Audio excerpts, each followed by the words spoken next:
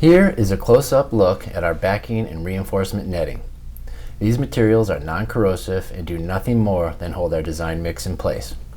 The 2-inch chairs you see are snapped onto the rebar and hold the yellow backing material away from the steel. The shotcrete material will hit the yellow backing and build out past the steel an additional 2 inches, making this wall 4 inches thick.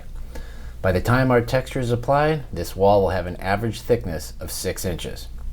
Here you can see how the chairs space the yellow backing material away from the reinforcement rebar. The steel is shaped by hand by artisans working in the field. At the end of a day of shooting, we have a nice solid rock structure wall with the reinforcement bar completely protected from the weather, inside and out. This project was done with black steel. In most cases, epoxy-coated rebar is used. Either way, longevity is assured.